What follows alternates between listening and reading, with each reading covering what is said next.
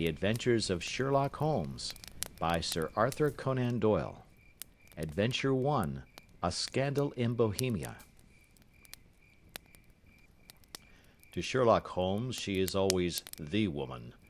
I have seldom heard him mention her under any other name. In his eyes she eclipses and predominates the whole of her sex. It was not that he felt any emotion akin to love for Irene Adler. All emotions, and that one particularly, were abhorrent to his cold, precise, but admirably balanced mind. He was, I take it, the most perfect reasoning and observing machine that the world has seen, but as a lover he would have placed himself in a false position.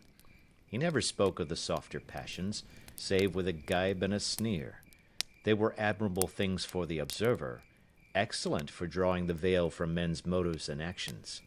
But for the trained reasoner to admit such intrusions into his own delicate and finely adjusted temperament was to introduce a distracting factor which might throw a doubt upon all his mental results. Grit in a sensitive instrument, or a crack in one of his own high-power lenses, would not be more disturbing than a strong emotion in a nature such as his. And yet there was but one woman to him, and that woman was the late Irene Adler, of dubious and questionable memory. I had seen little of Holmes lately. My marriage had drifted us away from each other. My own complete happiness, and the home-centered interests which rise up around the man who first finds himself master of his own establishment, was sufficient to absorb all my attention, while Holmes, who loathed every form of society with his whole Bohemian soul, remained in our lodgings in Baker Street, buried among his old books, and alternating from week to week between cocaine and ambition, the drowsiness of the drug, and the fierce energy of his own keen nature. He was still, as ever, deeply attracted by the study of crime, and occupied his immense faculties and extraordinary powers of observation in following out those clues and clearing up those mysteries which had been abandoned as hopeless by the official police. From time to time I heard some vague account of his doings, of his summons to Odessa in the case of the Trepoff murder, of his clearing up of the singular tragedy of the Atkinson brothers at Trincomalee, and finally of the mission which he had accomplished so delicately and successfully for the reigning family of Holland. Beyond these signs of his activity, however, which I merely shared with all the readers of the daily press, I knew little of my former friend and companion. One night, it was on the 20th of March, 1888, I was returning from a journey to a patient, for I had now returned to civil practice, when my way led me through Baker Street. As I passed the well-remembered door, which must always be associated in my mind with my wooing and with the dark incidents of the study in scarlet, I was seized with a keen desire to see Holmes again, and to know how he was employing his extraordinary powers. His rooms were brilliantly lit, and even as I looked up, I saw his tall, spare figure pass twice in a dark silhouette against the blind. He was pacing the room swiftly, eagerly, with his head sunk upon his chest and his hands clasped behind him. To me, who knew his every mood and habit, his attitude and manner told their own story. He was at work again. He had risen out of his drug-created dreams and was hot upon the scent of some new problem. I rang the bell and was shown up to the chamber which had formerly been in part my own. His manner was not effusive, it seldom was, but he was glad, I think, to see me. With hardly a word spoken, but with a kindly eye, he waved me to an armchair, threw across his case of cigars, and indicated a spirit case and a gasogene in the corner. Then he stood before the fire and looked me over in his singular introspective fashion. "Wedlock suits you," he remarked.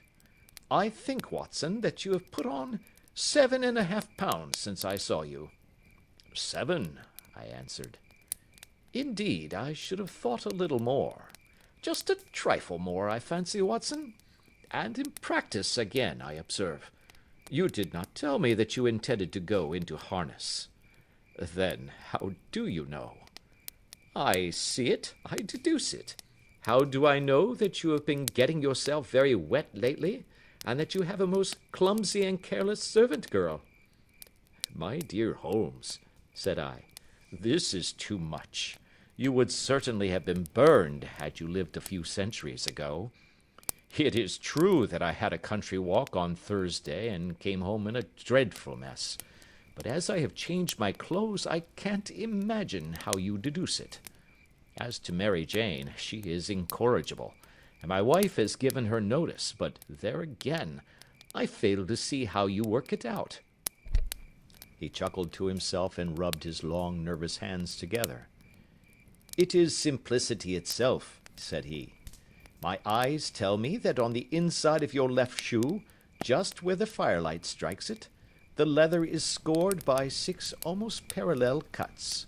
Obviously, they have been caused by someone who has very carelessly scraped round the edges of the sole in order to remove crusted mud from it.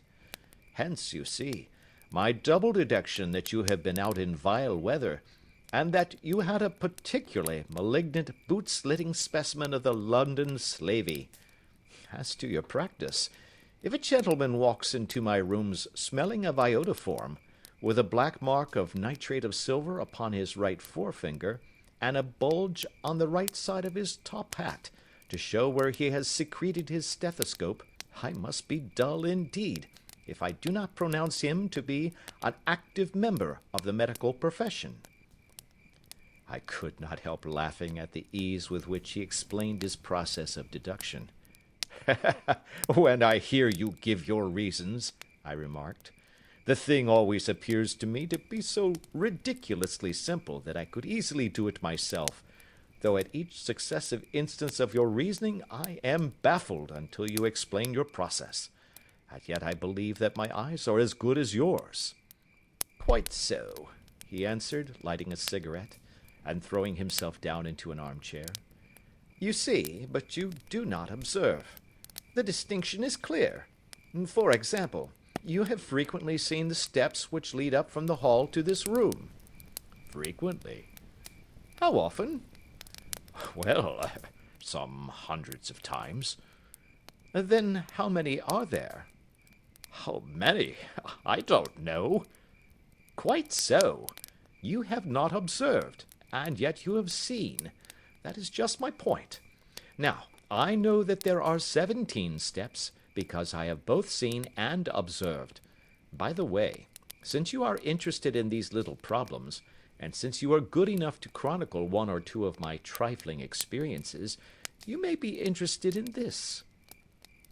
He threw over a sheet of thick, pink-tinted notepaper which had been lying open upon the table. It came by the last post, said he. Read it aloud. The note was undated, and without either signature or address. There will call upon you tonight at 7:45, it said, a gentleman who desires to consult you upon a matter of the very deepest moment. Your recent services to one of the royal houses of Europe have shown that you are one who may safely be trusted with matters which are of an importance which can hardly be exaggerated. This account of you we have from all quarters received. Be in your chamber then at that hour, and do not take it amiss if your visitor wear a mask. This is indeed a mystery, I remarked. What do you imagine that it means? I have no data yet. It is a capital mistake to theorize before one has data. Insensibly one begins to twist facts to suit theories, instead of theories to suit facts. But the note itself, what do you deduce from it? I carefully examined the writing, and the paper upon which it was written. The man who wrote it was presumably well-to-do, I remarked, endeavoring to imitate my companion's processes. Such paper could not be bought under 1/2 crown a packet. It is peculiarly strong and stiff. Peculiar, that is the very word, said Holmes. It is not an English paper at all. Hold it up to the light. I did so, and saw a large E with a small g, a capital P, and a large capital G with a small t woven into the texture of the paper. "What do you make of that?" asked Holmes. "The name of the maker, no doubt, or his monogram, rather." "Not at all. The G with a small t stands for Gesellschaft, which is German for company.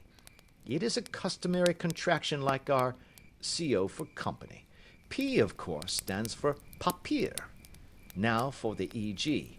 Let us glance at our Continental Gazetteer." He took down a heavy brown volume from his shelves. Iglonitz, here we are, Egria. It is in a German-speaking country, in Bohemia, not far from Carlsbad. Remarkable as being the scene of the death of Wallenstein, and for its numerous glass factories and paper mills. Ha ha, my boy, what do you make of that? His eyes sparkled, and he sent up a great blue triumphant cloud from his cigarette. "The paper was made in Bohemia," I said. "Precisely, and the man who wrote the note is a German. Do you note the peculiar construction of the sentence? 'This account of you we have from all quarters received'? A Frenchman or Russian could not have written that. It is the German who is so uncourteous to his verbs. It only remains, therefore, to discover what is wanted by this German who writes upon Bohemian paper and prefers wearing a mask to showing his face. And here he comes, if I am not mistaken, to resolve all our doubts." As he spoke, there was a sharp sound of horses' hoofs and grating wheels against the curb, followed by a sharp pull at the bell. Holmes whistled. "A pair, by the sound," said he. "Yes," he continued, glancing out of the window. "A nice little brougham and a pair of beauties. 150 guineas apiece. There's money in this case, Watson, if there is nothing else." "I think that I had better go, Holmes." "Not a bit, Doctor. Stay where you are. I am lost without my Boswell, and this promises to be interesting. It would be a pity to miss it." "But your client—" "Never mind him. I may want your help, and so may he. Here he comes. Sit down in that armchair, Doctor, and give us your best attention." A slow and heavy step, which had been heard upon the stairs and in the passage, paused immediately outside the door. Then there was a loud and authoritative tap. "Come in," said Holmes. A man entered who could hardly have been less than 6 feet 6 inches in height, with a chest and limbs of a Hercules. His dress was rich, with a richness which would, in England, be looked upon as akin to bad taste. Heavy bands of astrakhan were slashed across the sleeves and fronts of his double-breasted coat, while the deep blue cloak which was thrown over his shoulders was lined with flame-colored silk, and secured at the neck with a brooch, which consisted of a single flaming beryl. Boots, which extended halfway up his calves, and which were trimmed at the tops with rich brown fur, completed the impression of barbaric opulence which was suggested by his whole appearance. He carried a broad-brimmed hat in his hand, while he wore across the upper part of his face, extending down past the cheekbones, a black vizard mask, which he had apparently adjusted that very moment, for his hand was still raised to it as he entered. From the lower part of the face he appeared to be a man of strong character, with a thick, hanging lip, and a long, straight chin suggestive of resolution pushed to the length of obstinacy. "You had my note?" he asked, with a deep, harsh voice and a strongly marked German accent. "I told you that I would call." He looked from one to the other of us, as if uncertain which to address. "Pray take a seat," said Holmes. "This is my friend and colleague, Dr. Watson, who is occasionally good enough to help me in my cases. Whom have I the honor to address?"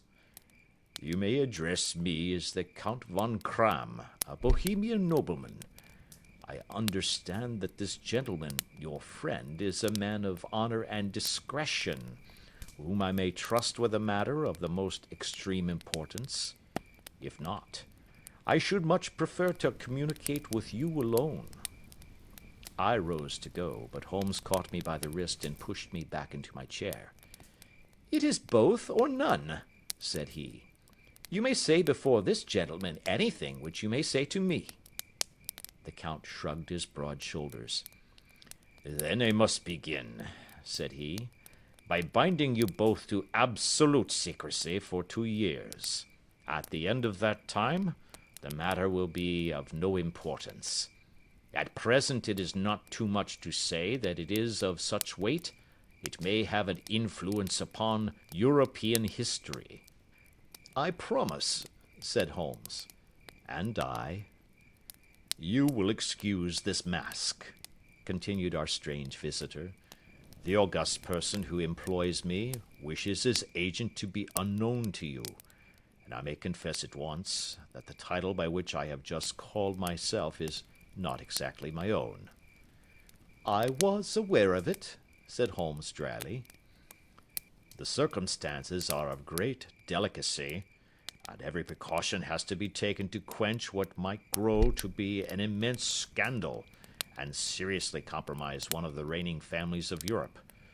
To speak plainly, the matter implicates the great house of Ormstein, hereditary kings of Bohemia." "I was also aware of that," murmured Holmes, settling himself down in his armchair and closing his eyes. Our visitor glanced with some apparent surprise at the languid, lounging figure of the man who had been no doubt depicted to him as the most incisive reasoner and most energetic agent in Europe.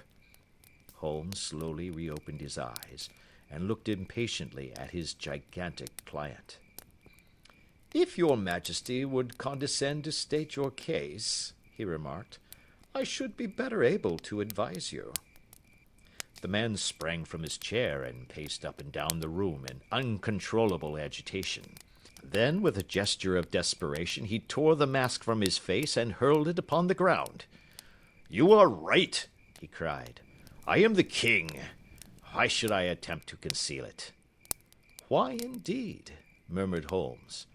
"Your Majesty had not spoken before I was aware that I was addressing Wilhelm Gottschalk Sigmunds von Ormstein, Grand Duke of Cassel-Felstein, and hereditary King of Bohemia."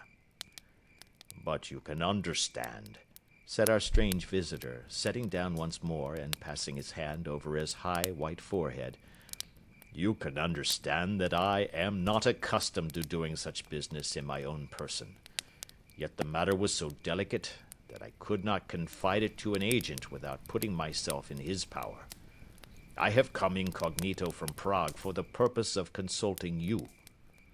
"Then pray consult," said Holmes, shutting his eyes once more. "The facts are briefly these. Some 5 years ago, during a lengthy visit to Warsaw, I made the acquaintance of the well-known adventuress Irene Adler. The name is no doubt familiar to you." "Kindly look her up in my index, Doctor," murmured Holmes without opening his eyes. For many years he had adopted a system of docketing all paragraphs concerning men and things, so that it was difficult to name a subject or a person on which he could not at once furnish information. In this case I found her biography sandwiched in between that of a Hebrew rabbi and that of a staff commander who had written a monograph upon the deep-sea fishes. "Let me see," said Holmes. Born in New Jersey in the year 1858. Contralto. La Scala. Prima donna Imperial Opera of Warsaw. Yes. Retired from operatic stage. Ha! Living in London. Quite so. Your Majesty, as I understand, became entangled with this young person, wrote her some compromising letters, and is now desirous of getting those letters back." "Precisely so. But how? Was there a secret marriage?" "None." "No legal papers or certificates?" "None." "Then I failed to follow, your Majesty. If this young person should produce her letters for blackmailing or other purposes, How is she to prove their authenticity? There is the writing. Pooh, pooh, forgery. My private notepaper. Stolen. My own seal. Imitated. My photograph. Bought. We were both in the photograph. Oh dear, that is very bad. Your Majesty has indeed committed an indiscretion. I was mad, insane. You have compromised yourself seriously. I was only crown prince then. I was young. I am but 30 now. It must be recovered. We have tried and failed. Your Majesty must pay. It must be bought. She will not sell. Stolen, then. 5 attempts have been made. Twice burglars in my pay ransacked her house. Once we diverted her luggage when she traveled. Twice she has been waylaid. There has been no result. No sign of it? Absolutely none. Holmes laughed. It is quite a pretty little problem, said he. But a very serious one to me, returned the king reproachfully. Very, indeed. And what does she propose to do with the photograph? To ruin me. But how? I am about to be married. So I have heard. To Clotilde Lothman von Saxe-Meiningen, second daughter of the King of Scandinavia. You may know the strict principles of her family. She is herself the very soul of delicacy. A shadow of a doubt as to my conduct would bring the matter to an end. And Irene Adler? Threatens to send them the photograph, and she will do it. I know that she will do it. You do not know her, but she has a soul of steel. She has the face of the most beautiful of women, and the mind of the most resolute of men. Rather than I should marry another woman, there are no lengths to which she would not go. None. You are sure that she has not sent it yet? I am sure. And why? Because she has said that she would send it on the day when the betrothal was publicly proclaimed. That will be next Monday. Oh, then we have 3 days yet, said Holmes with a yawn. That is very fortunate, as I have 1 or 2 matters of importance to look into just at present. Your Majesty will, of course, stay in London for the present? Certainly. You will find me at the Langham under the name of the Count von Kram. Then I shall drop you a line to let you know how we progress. Pray do so. I shall be all anxiety. Then, as to money? You have carte blanche. Absolutely. I tell you that I would give one of the provinces of my kingdom to have that photograph. And for present expenses? The king took a heavy chamois leather bag from under his cloak and laid it on the table. There are 300 pounds in gold and 700 in notes, he said. Holmes scribbled a receipt upon a sheet of his notebook and handed it to him. And mademoiselle's address? He asked. Is Bryony Lodge, Serpentine Avenue, St. John's Wood. Holmes took a note of it. One other question, said he. Was the photograph a cabinet? It was. Then good night, Your Majesty, and I trust that we shall soon have some good news for you. And good night, Watson, he added, as the wheels of the royal brougham rolled down the street. If you will be good enough to call tomorrow afternoon at 3 o'clock, I should like to chat this little matter over with you. Part 2. At 3 o'clock precisely, I was at Baker Street, but Holmes had not yet returned. The landlady informed me that he had left the house shortly after 8 o'clock in the morning. I sat down before the fire, however, with the intention of awaiting him, however long he might be. I was already deeply interested in his inquiry, for though it was surrounded by none of the grim and strange features which were associated with the two crimes which I have already recorded, still, the nature of the case and the exalted station of his client gave it a character of its own. Indeed, apart from the nature of the investigation which my friend had on hand, there was something in his masterly grasp of a situation and his keen, incisive reasoning which made it a pleasure to me to study his system of work and to follow the quick, subtle methods by which he disentangled the most inextricable mysteries. So accustomed was I to his invariable success that the very possibility of his failing had ceased to enter into my head.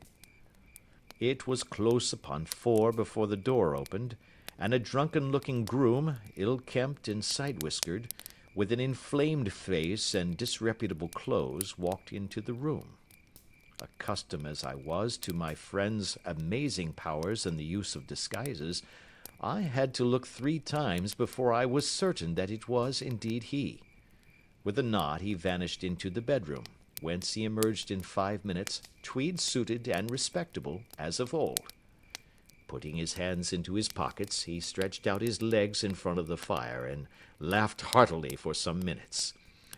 "Well, really," he cried, and then he choked and laughed again until he was obliged to lie back, limp and helpless, in the chair.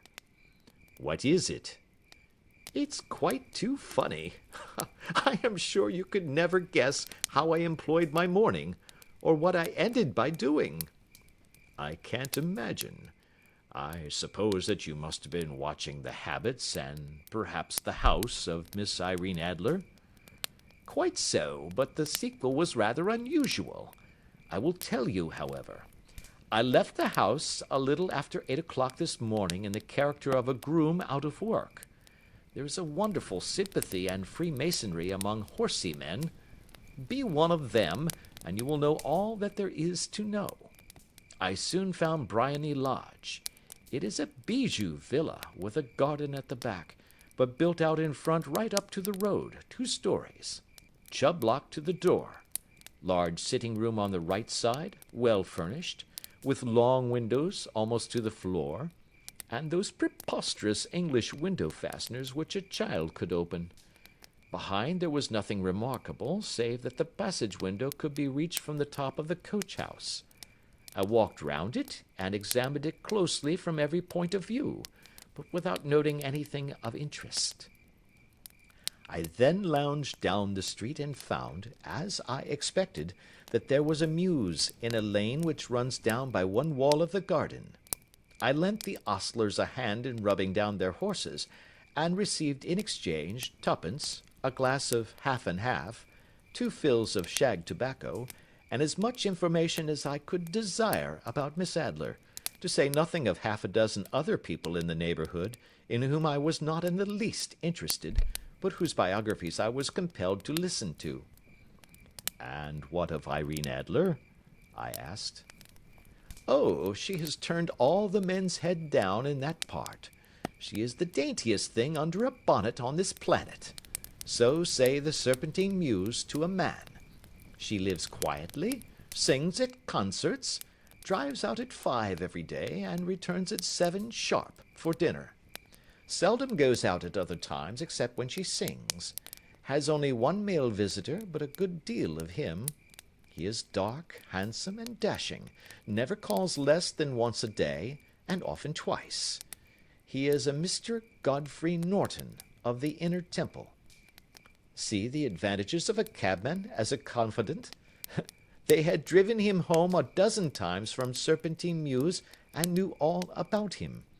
When I had listened to all they had to tell, I began to walk up and down near Briony Lodge once more, and to think over my plan of campaign.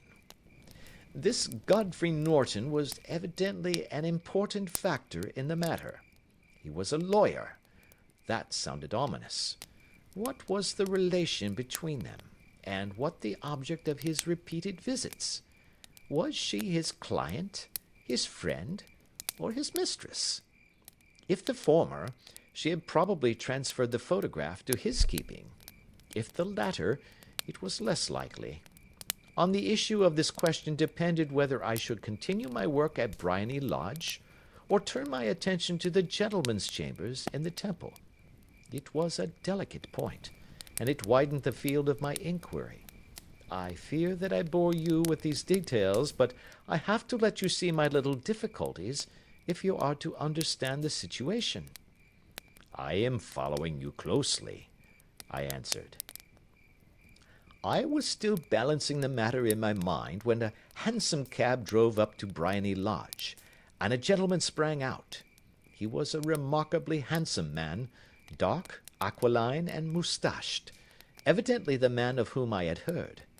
He appeared to be in a great hurry, shouted to the cabman to wait, and brushed past the maid who opened the door with the air of a man who was thoroughly at home. He was in the house about half an hour, and I could catch glimpses of him in the windows of the sitting-room, pacing up and down, talking excitedly, and waving his arms.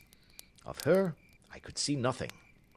Presently he emerged, looking even more flurried than before. As he stepped up to the cab, he pulled a gold watch from his pocket and looked at it earnestly. "Drive like the devil!" he shouted. "First to Gross and Hankey's in Regent Street, and then to the Church of St. Monica in the Edgware Road. Half a guinea if you do it in 20 minutes. Away they went, and I was just wondering whether I should not do well to follow them, when up the lane comes a neat little landau, the coachman with his coat only half buttoned, and his tie under his ear, while all the tags of his harness were sticking out of the buckles. It hadn't pulled up before she shot out of the hall door and into it. I only caught a glimpse of her at the moment, but she was a lovely woman, with a face that a man might die for.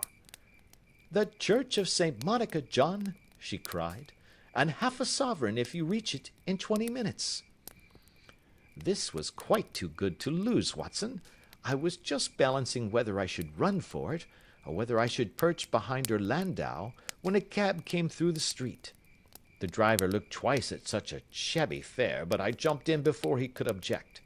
"The Church of St. Monica," said I, "and half a sovereign if you reach it in 20 minutes. It was 25 minutes to 12, and of course it was clear enough what was in the wind. My cabby drove fast. I don't think I ever drove faster, but the others were there before us. The cab and the landau with their steaming horses were in front of the door when I arrived. I paid the man and hurried into the church. There was not a soul there save the two whom I had followed and a surpliced clergyman, who seemed to be expostulating with them. They were all three standing in a knot in front of the altar. I lounged up the side aisle like any other idler who has dropped into a church. Suddenly, to my surprise, the three at the altar faced round to me, and Godfrey Norton came running as hard as he could towards me. "Thank God!" he cried. "You'll do. Come, come." "What then?" I asked. "Come, man, come. Only 3 minutes, or it won't be legal." I was half dragged up to the altar, and before I knew where I was, I found myself mumbling responses which were whispered in my ear, and vouching for things of which I knew nothing, and generally assisting in the secure tying up of Irene Adler, spinster, to Godfrey Norton, bachelor. It was all done in an instant, and there was the gentleman thanking me on the one side, and the lady on the other, while the clergyman beamed on me in front. It was the most preposterous position in which I ever found myself in my life, and it was the thought of it that started me laughing just now. It seems that there had been some informality about their license, that the clergyman absolutely refused to marry them without a witness of some sort, and that my lucky appearance saved the bridegroom from having to sally out into the streets in search of a best man. The bride gave me a sovereign, and I mean to wear it on my watch chain in memory of the occasion. "This is a very unexpected turn of affairs," said I. "And what then?" "Well, I found my plans very seriously menaced. It looked as if the pair might take an immediate departure, and so necessitate very prompt and energetic measures on my part. At the church door, however, they separated, he driving back to the temple, and she to her own house. I shall drive out in the park at 5 as usual, she said as she left him. I heard no more. They drove away in different directions, and I went off to make my own arrangements. Which are? Some cold beef and a glass of beer, he answered, ringing the bell. I have been too busy to think of food, and I am likely to be busier still this evening. By the way, Doctor, I shall want your cooperation. I shall be delighted. You don't mind breaking the law? Not in the least. Nor running a chance of arrest? Not in a good cause. Oh, the cause is excellent. Then I am your man. I was sure that I might rely on you. But what is it you wish? When Mrs. Turner has brought in the tray, I will make it clear to you. Now, he said as he turned hungrily on the simple fare that our landlady had provided, I must not discuss it while I eat, for I have not much time. It is nearly 5 now. In 2 hours we must be on the scene of action. Miss Irene, or Madame rather, returns from her drive at 7. We must be at Briony Lodge to meet her. And what then? You must leave that to me. I have already arranged what is to occur. There is only one point on which I must insist. You must not interfere, come what may. You understand? I am to be neutral? To do nothing whatever. There will probably be some small unpleasantness. Do not join in it. It will end in my being conveyed into the house. 4 or 5 minutes afterwards the sitting-room window will open. You are to station yourself close to that open window. Yes. You are to watch me, for I will be visible to you. Yes. And when I raise my hand, so, you will throw into the room what I give you to throw, and will, at the same time, raise the cry of fire. You quite follow me? Entirely. It is nothing very formidable, he said, taking a long cigar-shaped roll from his pocket. It is an ordinary plumber's smoke rocket, fitted with a cap at either end to make it self-lighting. Your task is confined to that. When you raise your cry of fire, it will be taken up by quite a number of people. You may then walk to the end of the street, and I will rejoin you in 10 minutes. I hope that I have made myself clear. I am to remain neutral, to get near the window, to watch you, and at the signal to throw in this object, then to raise the cry of fire, and to wait you at the corner of the street. Precisely. Then you may entirely rely on me. That is excellent. I think perhaps it is almost time that I prepare for the new role I have to play. He disappeared into his bedroom and returned in a few minutes in the character of an amiable and simple-minded nonconformist clergyman. His broad black hat, his baggy trousers, his white tie, his sympathetic smile, and general look of peering and benevolent curiosity were such as Mr. John Hare alone could have equalled. It was not merely that Holmes changed his costume. His expression, his manner, his very soul seemed to vary with every fresh part that he assumed. The stage lost a fine actor, even as science lost an acute reasoner when he became a specialist in crime. It was 6:15 when we left Baker Street, and it still wanted 10 minutes to the hour when we found ourselves in Serpentine Avenue. It was already dusk, and the lamps were just being lighted as we paced up and down in front of Briony Lodge, waiting for the coming of its occupant. The house was just such as I had pictured it from Sherlock Holmes's succinct description, but the locality appeared to be less private than I expected. On the contrary, for a small street in a quiet neighborhood, it was remarkably animated. There was a group of shabbily dressed men smoking and laughing in a corner, a scissors grinder with his wheel, 2 guardsmen who were flirting with a nurse girl, and several well-dressed young men who were lounging up and down with cigars in their mouths. "You see," remarked Holmes, as we paced to and fro in front of the house, This marriage rather simplifies matters. The photograph becomes a double-edged weapon now. The chances are that she would be as averse to its being seen by Mr. Godfrey Norton as our client is to its coming to the eyes of his princess. Now the question is, where are we to find the photograph? Where indeed? It is most unlikely that she carries it about with her. It is cabinet size, too large for easy concealment about a woman's dress. She knows that the king is capable of having her waylaid and searched. 2 attempts of the sort have already been made. We may take it, then, that she does not carry it about with her. Where, then? Her banker or her lawyer? There is that double possibility. But I am inclined to think neither. Women are naturally secretive, and they like to do their own secreting. Why should she hand it over to anyone else? She could trust her own guardianship, but she could not tell what indirect or political influence might be brought to bear upon a businessman. Besides, remember that she had resolved to use it within a few days. It must be where she can lay her hands upon it. It must be in her own house. But it has twice been burgled. Pshaw! They did not know how to look. But how will you look? I will not look. What then? I will get her to show me. But she will refuse. She will not be able to. But I hear the rumble of wheels. It is her carriage. Now, carry out my orders to the letter. As he spoke, the gleam of the sidelights of a carriage came round the curve of the avenue. It was a smart little landau which rattled up to the door of Briony Lodge. As he pulled up, one of the loafing men at the corner dashed forward to open the door in the hope of earning a copper, but was elbowed away by another loafer, who had rushed up with the same intention.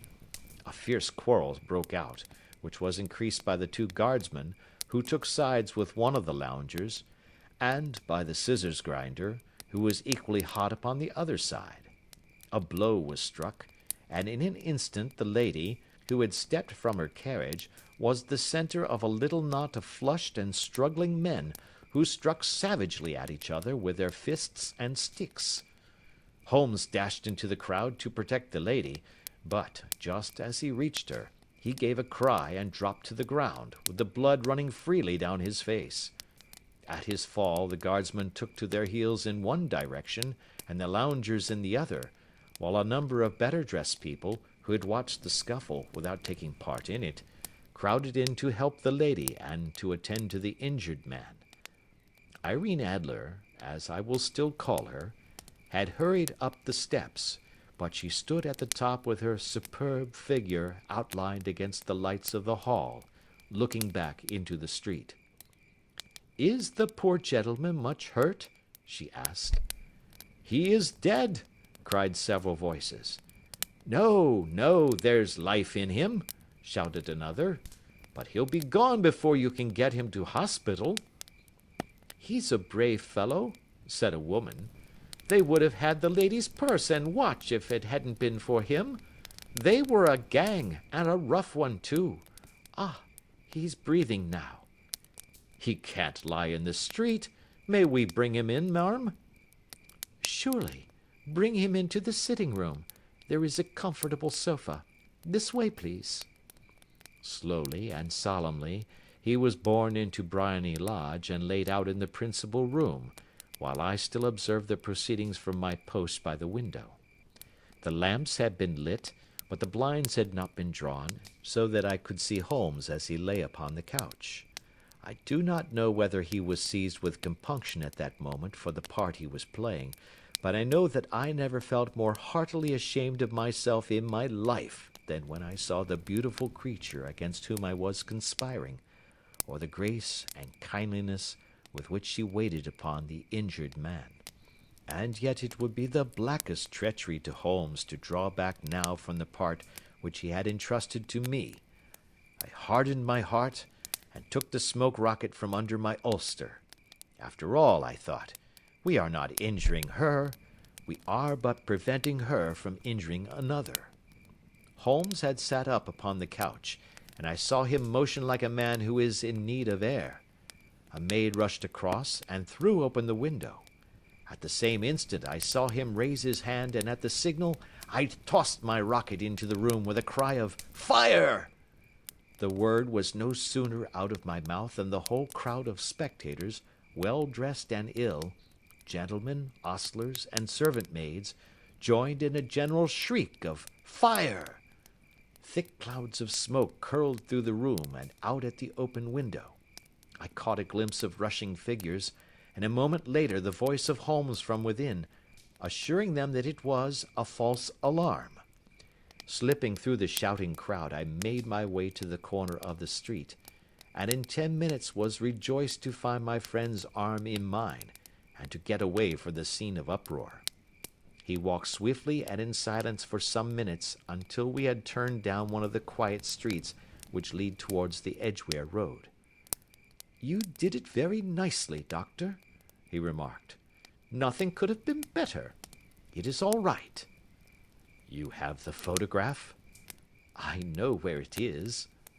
"And how did you find out?" "She showed me, as I told you she would." "I am still in the dark."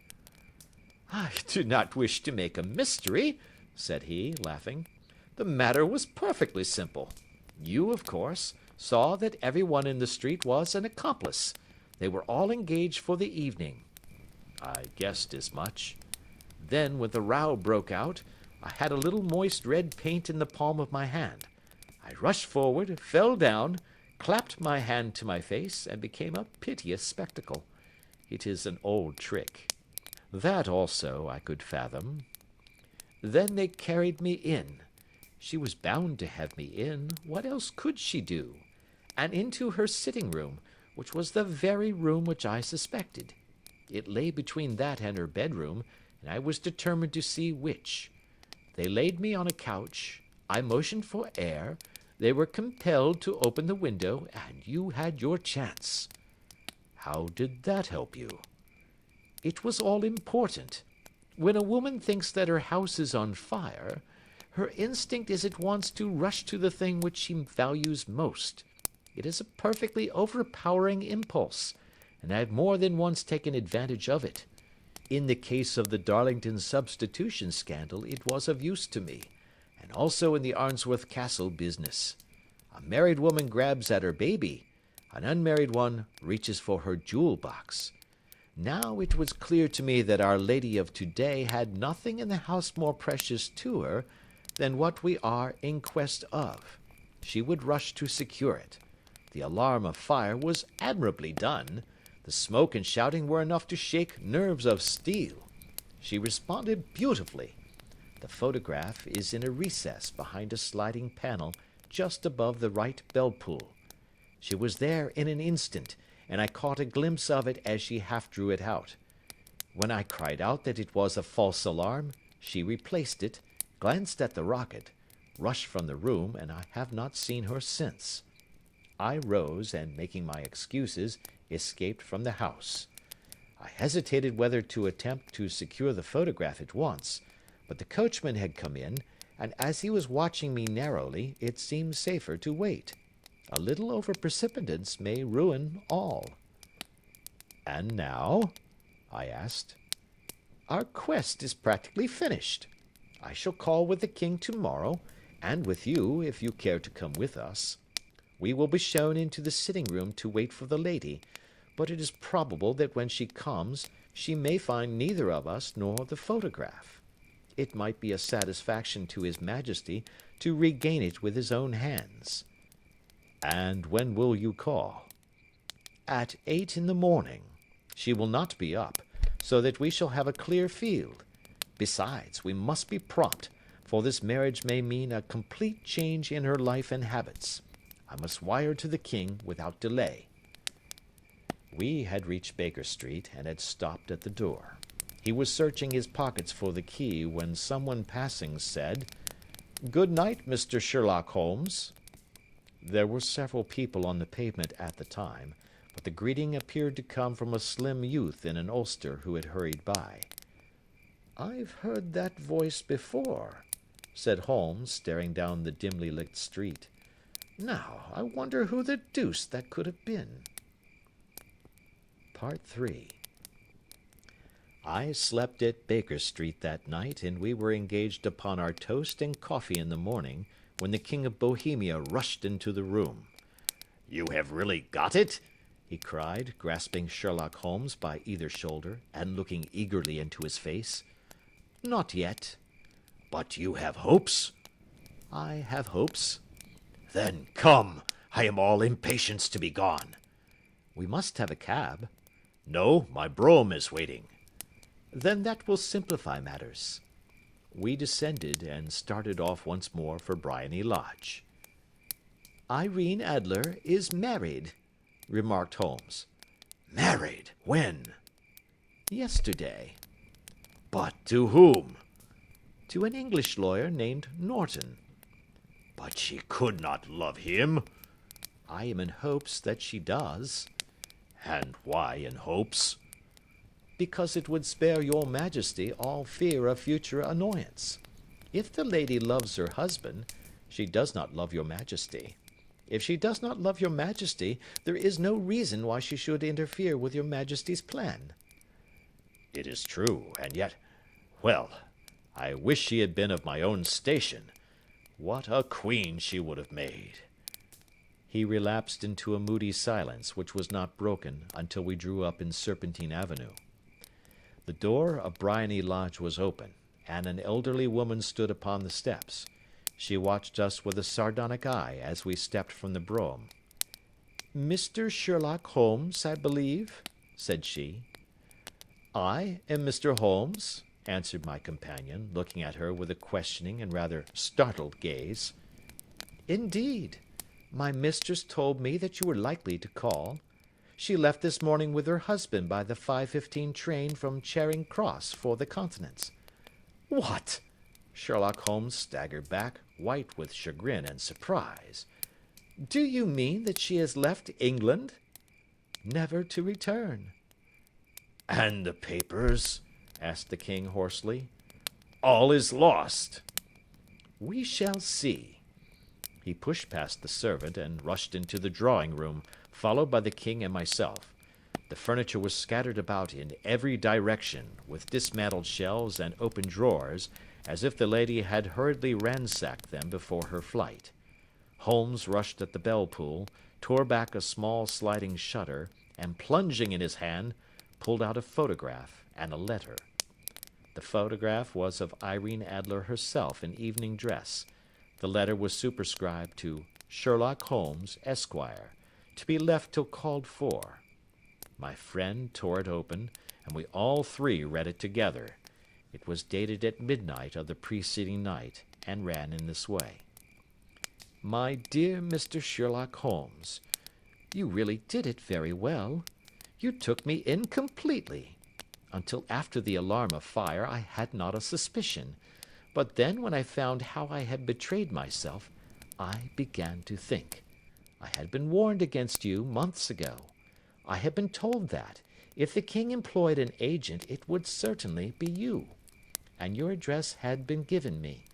Yet, with all this, you made me reveal what you wanted to know.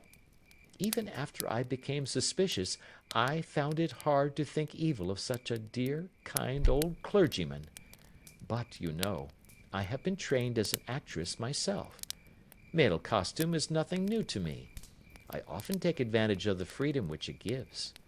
I sent John, the coachman, to watch you, ran upstairs, got into my walking clothes, as I call them, and came down just as you departed. Well, I followed you to your door, and so made sure that I was really an object of interest to the celebrated Mr. Sherlock Holmes. Then I, rather imprudently, wished you good night, and started for the Temple to see my husband. We both thought the best resource was flight, when pursued by so formidable an antagonist. So you will find the nest empty when you call tomorrow. As to the photograph, your client may rest in peace. I love and am loved by a better man than he. The king may do what he will without hindrance from one whom he has cruelly wronged. I keep it only to safeguard myself, and to preserve a weapon which will always secure me from any steps which he might take in the future. I leave a photograph which he might care to possess, and I remain, dear Mr. Sherlock Holmes, very truly yours, Irene Norton, née Adler. What a woman! Oh, what a woman! Cried the King of Bohemia, when we had all three read this epistle. Did I not tell you how quick and resolute she was? Would she not have made an admirable queen? Is it not a pity that she was not on my level? From what I have seen of the lady, she seems indeed to be on a very different level to your majesty, said Holmes coldly. I am sorry that I have not been able to bring your majesty's business to a more successful conclusion. On the contrary, my dear sir, cried the king, nothing could be more successful. I know that her word is inviolate. The photograph is now as safe as if it were in the fire. I am glad to hear your majesty say so. I am immensely indebted to you. Pray tell me in what way I can reward you. This ring? He slipped an emerald snake ring from his finger and held it out upon the palm of his hand. Your majesty has something which I should value even more highly, said Holmes. You have but to name it. This photograph. The king stared in amazement. Irene's photograph? He cried. Certainly, if you wish it. I thank your majesty. Then there is no more to be done in the matter. I have the honor to wish you a very good morning. He bowed, and turning away without observing the hand which the king had stretched out to him, he set off in my company for his chambers. And that was how a great scandal threatened to affect the kingdom of Bohemia, and how the best plans of Mr. Sherlock Holmes were beaten by a woman's wit. He used to make merry over the cleverness of woman, but I have not heard him do it of late. And when he speaks of Irene Adler, or when he refers to her photograph, it is always under the honorable title of the woman. End of chapter 1.